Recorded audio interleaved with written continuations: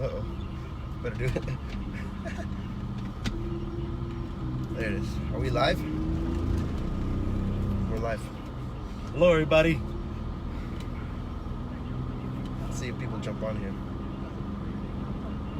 We are doing a Facebook Live. First time we're doing this in a While vehicle. driving. While we're driving. Well, I'm driving. You got shotgun, co-pilot. What's up, Amber? And we have an interesting topic for this afternoon. The topic is going to be how to JV, which stands for joint venture, with another wholesaler the right way, and what documents to use, what you want to set in place, and the expectations you want to establish between the other wholesaler and yourself as well. Haha. Thank you, Hillary. What's up, guys? All right, so let's start off by explaining first off, What is the joint venture? what is a joint venture / JV? Because I had a misunderstanding of that when I first heard that on a wholesale transaction. So why don't you go ahead and explain to the public what your definition is? For my definition of a joint venture is one person, two people coming together to basically help each other either find deals and or close deals. One person can either acquire the property and let's say Contract the property. contract the property. I apologize. Contract the property, and then you can have another wholesaler come in and help you sell that contract. So let's say I have a contract myself, but I'm new in the game. I don't have any buyers. Hernando's been around for years doing it. He has a list of buyers. So Years. he has a list of buyers. So for me, what I would do is I would leverage him and his buyer pool and say, you know what, Hernando, why don't we do a JV? I'll handle the contracting part, the acquiring of the contract, and then if you, Right. I'm going to pass you the ball there, Gotcha. and I'm going to have you sell the contract All for right. me. That's pretty much the correct explanation of a JV. Now, good job there. Show off your new camera, by the way. Look at my new camera I got here. Canon, baby. The Canon. Yeah, he's going legit now with his pictures. and I am videos. legit. All right, so moving on. Hello, everybody. Read the comments that you have there. Let's see. Great topic. It can get very confusing. Yes, it can. That is true. That's why we're here to kind of clear the field here and explain the process a little bit better. And you don't want people to take advantage of you, especially if you're new, which does happen very, very Right. often. All right, so let's walk everyone down through your basic introduction. Now, you're in the office one morning and you get a Facebook messenger from another wholesaler that's on your Facebook, right? Yep. And it says, Angel, what? Angel, I have this property. Can you help me move it? Or Angel, I'm running out of time Right. to sell this contract, Right. and I need to move it ASAP. Right. How can you help me? What can we do? Right. So right. basically, what I do is just tell them, why don't we do a JV on this? We'll do a 50-50, Right. a 50-50 split where you've already acquired the deal. You already have it at title. Title's already open. It's ready to close, but you haven't been able to find a buyer for whatever reason. Either it's the too much rehab, or let's just say it was priced a little bit too high for whatever reason. You need help moving it. So you automatically say you're going to go 50-50 on it without even looking at the property in terms of doing your research on it? I would say with any joint venture, it's always best to start off at 50-50 because you're going to be doing half of the work anyway. Right. Now, that's fine. That's a great way to respond to them. Now, what kind of information do you want from that wholesaler in order to do your due diligence? You're going to want to you're going to want to run the comps the exact same way as if it was just a brand new lead. You're going to want to verify all the comps that they have. You're going to want to verify the rehab, the ARV, and then also the contract price. Most of the time, to be completely honest with you, the reason why most wholesalers can't move a deal is because they have it contracted too high. I would agree with that. Yeah. Absolutely. And then number 5, you left off is title. You always want to make Title, sure yeah. what the title looks like, if it's been run, quick title search, or if it has not been run. Because that's also half the battle, is getting a clear title, as everyone knows in this business. All right, so with that said, continue on the next stage. Next stage would be getting your comps, which shouldn't take more than about a couple of hours. Then you're going to want to reach back out to the wholesaler, go out there, verify the rehab that he has. you can either do that yourself, or I mean, if you can do it yourself if you have enough experience seeing enough houses and understanding basically the price point of the stuff. Sorry, that's a little tricky one there, because you don't have time to go look at every freaking house. You don't. So you want to ask the wholesaler if he has any kind of pictures and videos. Yeah. So you can just verify that right there at the desk, or that's your first conversation. Okay, what are your comps? Send me your pictures. Send me your photographs.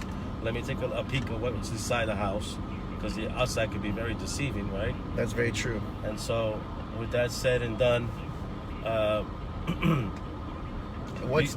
guess once everything's verified and you feel that you can move it, you're going to want to draft up, or you're already going to want to have in place a joint venture agreement, which lays out all the rules, or not rules, but all the expectations of, hey, this is what you've done so far. Right. If I need anything else from you, this is whatever I would need. And then basically it's also letting the other wholesaler know the expectations that you have set up for yourself and what they can expect from you. Okay, you can expect me to answer you in a timely fashion. You can expect me to market the property to my fullest potential.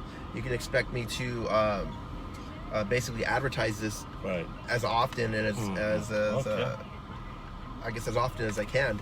So you're, in terms of paperwork, you're talking about the EMA, Equitable Interest Marketing Agreement, which the original wholesaler, the assigner, is going to have to sign with you. And how long is that agreement for, typically? Typically, it's for the length of the contract. Let's say the length of the contract, which opens up the next question, Angel. When you're talking to the wholesaler and getting your information, do you request a copy of all the original documents? Yes. Yes, you do. I would. And what if they don't want to give it to you? I mean, I would explain to him, like, hey, I need this information. I'm going to see it anyway, so why not be transparent from the get-go? I've always been transparent. Anytime someone doesn't want to be transparent with me for whatever reason, I like trying to put their mind at ease and letting them know, like, hey, I've been in this business for X amount of years. If I was a shady person, I probably wouldn't have been around for this long. Right. If I did bad business, you would have heard of it. So if they don't want to give you the paperwork, that's a red flag to you. That's a red flag to me. I see. Mm-hmm. Now let me ask you a question, because I spoke to some wholesalers. They're like, I'll give you the paper contract, the originals, once you find me a buyer. I'll be happy to send. Would that be okay with you? I mean, that can be, but it's still kind of like, well, then what are we here for? You're here to sell the property. I'm gonna help you sell the property to my fullest potential. We're gonna see this paperwork anyway, so why just delay the inevitable? Right. Okay, that's great. That's smart. Yeah. Now let me ask you a question. I hope everyone's enjoying this quick little video here. If you're dealing with a wholesaler, and like you said, the numbers are a little bit aggressive, which means high, would you say to him, listen, your numbers are not making sense here. It's not penciling in. I can maybe pre-sell it, but I can't email blast it out. Yeah. Would you do that? I would do that. I mean, it's really all about establishing the expectations. You can do that from the get-go. Hey, you know what? Your numbers are a little bit too high. I'm not going to be able to send this out to my list of 1,000 investors. I'm only going to be able to call select for you that would be able to buy in this percentage. Right. Sometimes the contract is at 80%, maybe 85%. You don't want to send out that to your list of investors, because then now you're giving them not so much of a great product. True. You always want to give your investors the best kind of product that they have. Oh, I see that thing fell off right there. That's funny. Yeah, it's getting a little warm out here in San Antonio, so my little toasty. There we go. And then the last question I have, in terms of questions that I typically get, is what if the wholesaler says, hey, Angel, do me a favor, just add your commission on top. Just put your fee on top, and then now you have two different postings on Facebook with two different prices. So what is the pro and con with that? I haven't really found a pro with adding your fee on top. Right. There's really nothing but a bunch of cons that come along with that. You're gonna have people that are gonna say, well, I've seen this property at this price. Why would I want to go with your price if your price is $3,000, $4,000, $5,000 more? Sure. Like I said, it always comes down to servicing your investors with the best quality product. Right. So I would, from the get-go, establish something with the wholesale, like, hey, let's take a step back, let's revamp the marketing, and let's be all on the same page. The reason why most things don't sell is because two wholesalers are on different pages. One's on this price, you're on a different price, and things just get convoluted. Okay. So you want to take a step back and then Set a camera. you want to take a step back and then reestablish your marketing and how you want to do things. Right. And at the end of the day, let's be honest, guys, and everyone who's watching on Facebook here, we appreciate the comments. You mentioned the comments. Yeah, let's read some of these. What's real up, quick. Eric Flores, man? What's going on, bro? Loving what you're doing out there, killing it with your wife, and Bear County buyers. And keep the videos coming with your kids. They're awesome. I love watching that stuff. Also, like I was saying, at the end of the day, you make comments on all those already? Yeah, I'm seeing it. We got great information from Keith Harris. What's up, Keith, out there? Right. Anthony. Hi, guys, watching up, from Anthony? Naples, out in Florida. All right, Florida. Nice out there. Hell yeah, I wish we had some beaches like you guys.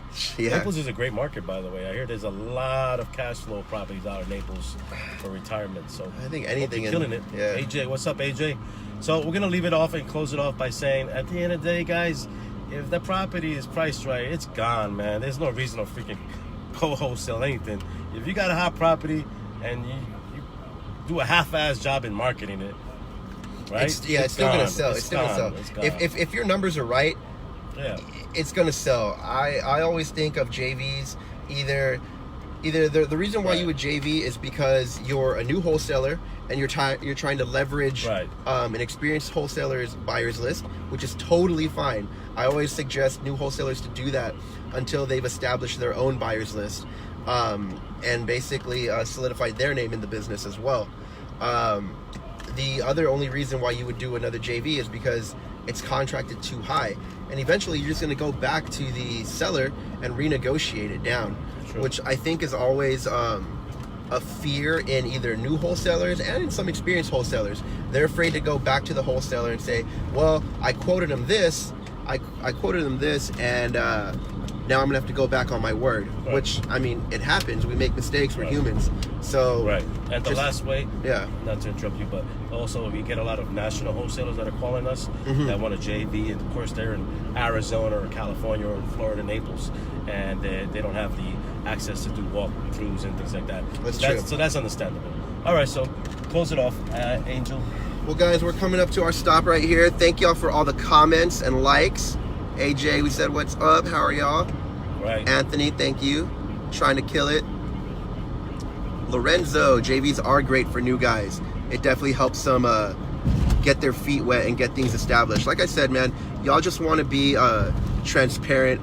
You'll find out who the right people are to work with. Mostly all the right people are going to be very transparent from the get-go. Other than that, those are my closing remarks. JVs are good. Just make sure you're doing them with the right people and you have the right expectations set up as well, and you have the right paperwork in place. Do you have anything else to add? Shut it down. All right, guys. We're signing off. We'll see you later, okay? Peace Y'all out. have a good one.